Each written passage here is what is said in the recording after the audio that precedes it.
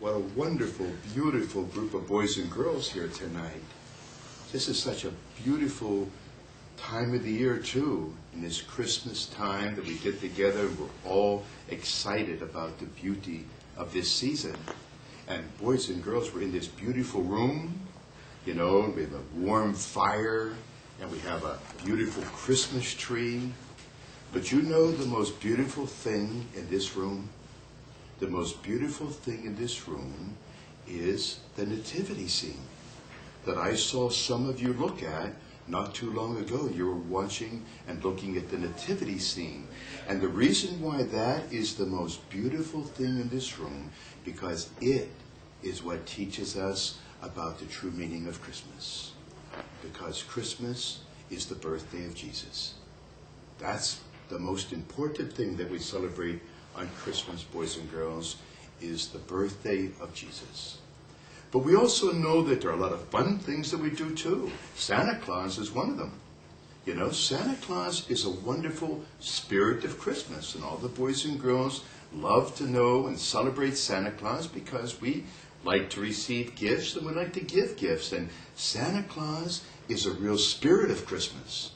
And that is because Santa Claus is good, he's kind, and he shares. And that's what Jesus came to teach us.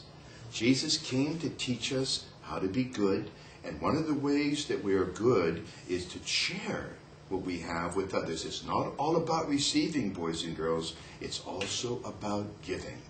That's the true meaning of Christmas. So I'm sure that you're going to buy maybe a special present for mom or dad or somebody like that. Or maybe, you know, you're going to receive presents, but you're also probably going to give a present, even if it's just a little thing to show mom and dad or your brothers and sisters that you love them and that you want to share something with them. And so, because Santa Claus is also a very important part of Christmas, I want to tell you a story tonight that is about Santa Claus and about Jesus. Okay, Jesus is the most important, but Santa Claus loved Jesus. Santa Claus loved Jesus very much, and Santa Claus prayed. I remember one time seeing Santa Claus in my church, and he came in and he knelt at the Nativity Scene. He knelt at the manger and prayed before he went out. Before he went out and said a prayer, because Santa Claus loves Jesus too. This story, boys and girls, is called Santa and the Christ Child. And so it tells us, see how Santa is kneeling right at the Nativity Scene there, just like the one we have in this room. Santa came to say a prayer at the scene where Jesus was born. Okay? Now, when I read this book to you, boys and girls, I want you to imagine that this is Santa Claus telling the story. Okay? Not me reading it. This is Santa Claus reading this story to you. Okay? So you just imagine that this is Santa Claus reading this story to you. Okay? So I say, hello from Santa's house. This is Santa Claus speaking to tell you about a sequence of amazing and unforgettable events. It all started while I was feeding the reindeer one morning, just a few weeks before Christmas. I was surprised to find a young boy asleep in the stable. A handsome child who just begged to stay and see how we prepared for Christmas. So I agreed and took him around the village to introduce him to all the elves. When he got to the carpenter shop, he was especially attracted to that. And he wanted to know if he could help me and work in the carpenter shop. Well, it turned out he was very, very good. He was a good carpenter for a little boy. The child endeared himself to everyone, and everything was going just great. I was especially pleased because we were ahead of schedule on all the inventory. All the toys were being made. Then, just when everything was going so well, tragedy struck. While out searching for a lost reindeer, I slipped on the ice and fell and broke my leg. Broke my leg. Well, the doctor put a cast on, and he said, well, that's it. Your trip is off. Christmas is only 2 weeks away. There's no way you can make that trip this year. What a disaster. Everyone was terribly upset and dejected, except the child.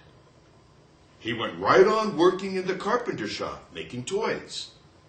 He even moved into my house so he could kind of look after me.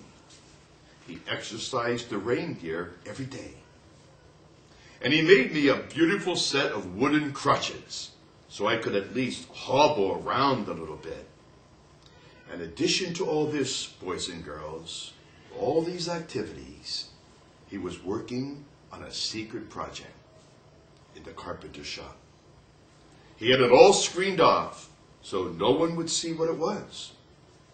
The elves were just bursting with curiosity and finally tried to sneak past him one day to see the secret project. But he caught them, and he said, if you get to work and you finish up these toys, that would please Santa very much, and then I'll show you the secret project. Well, the elves agreed and quickly got back to work. On Christmas Eve, they finished up the very last toy. So the child pulled aside the screen, and you should have seen the excited expressions on the faces of those elves when they saw the wonderful secret project. Well, I was here in the house, of course, with my bad leg and all. It was Christmas Eve, and the doctor had come by to be sure that I wasn't planning anything rash. And I said dejectedly, no way, Doc. I can get around a little bit on these crutches, but there's no way I can make that trip tonight. And just then, I heard something outside the door. I could hardly believe my ears. It was the sound of sleigh bells and prancing reindeer hooves. The doc opened the door, and there was my sleigh, all loaded with toys and ready to go. And the child waved from the driver's seat, and the elves were shouting from the back, come on, Santa, we can make the trip now. The secret project is a special place for you to ride. Well, there attached to my sleigh was the most remarkable conveyance, like a chaise lounge, on which I could lie back with my leg all propped up, comfortable and safe. Doc checked it out. It looks great, he said. I'm sure it'll work fine. So they bundled me up and we took off on the big trip. Boys and girls, look at that conveyance. You see that? They put this right on the side of the sleigh. So Santa could sit there, the child was going to drive the sleigh, and he was going to sit here, and he was going to check the list of everything while the little boy drove the sleigh, and he could keep his leg propped up. And that's how Santa was able to go out and make the big trip that night. Well, as we reached each rooftop, the elves did all the chimney climbing. Well, I was back checking the list. And when we got to the last stop, I was overjoyed.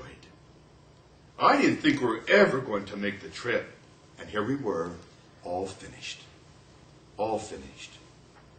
And then the child came back and he said, Santa, I know you must be tired, but can we make one more stop? I said, listen, we'll go anywhere you want to go. If it hadn't been for you, we could never have made the trip. And the child said, I just want to show you where I was born. And boys and girls, we took off into the silent night, following a bright star that I had never noticed before. Such a star. I'd never seen such a star. And soon we landed by a humble stable. The child came back and said, come with me, Santa. Please, come with me. He helped me up on my crutches, And together we started hobbling toward the stable. And suddenly, boys and girls, I looked around, and the child had disappeared. Then I heard the child's voice coming from the stable saying, "Don't be afraid, Santa. This is where I was born on that first Christmas night. Drop your crutches and come kneel with me." Almost overcome by the sudden realization of what I was viewing, I let my crutches fall to the ground. Hesitantly, I walked forward. I took off my hat and dropped to my knees before an incredibly beautiful scene, the Nativity. When I could finally catch my voice, I asked, "Why did you come to me?" And the child's voice replied, "To remind you, dear Santa, to remind you and all the world that Christmas is my birthday, the birthday of the Lord." And that's when Santa came to the stable, boys and girls, and made that visit to Santa and to see the Christ child. And that little child that came to help him actually was the little Christ child. And he said that he was able to throw down his crutches. He was able to walk again. So a miracle happened there. But the greatest miracle is Jesus and the birth of Jesus. A beautiful story, boys and girls, isn't it? You know, and when you gather around the Christmas tree at your home, and you have all the excitement of opening presents and having wonderful things to eat and all this thing to do, always take time to go and make a visit to the manger. Okay, I'm sure you have one in your house somewhere, okay? And maybe if you don't, maybe Mom and Dad will see that there's just a little one. It doesn't have to be a big one. A little one like that, or just a little one of Jesus and Mary and Joseph. And so when you're having all your fun on Christmas Day, every once in a while, just stop by. Happy birthday, Jesus. Happy birthday, Jesus. Okay? Thank you, boys and girls. You're wonderful. Thank you for your wonderful attention, okay? Because you gave something to me. I read a story to you, but you were so attentive and so interested in the story that makes me feel good too. And I know that makes Jesus feel good because Jesus sees you. He especially loves children. Jesus loves children very much. They're special to him. So you're very beautiful, and so I hope you have a very, very Merry Christmas and a blessed Christmas, okay? God bless you, boys and girls.